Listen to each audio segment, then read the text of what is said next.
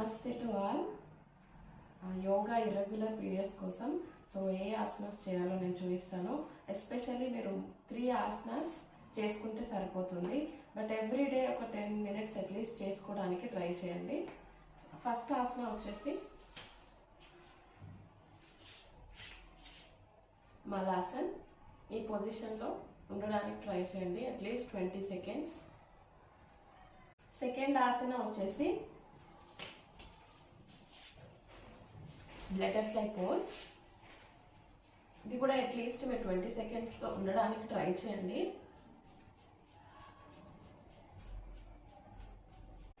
Third ఆసన వచ్చేసి ధనురాసన్.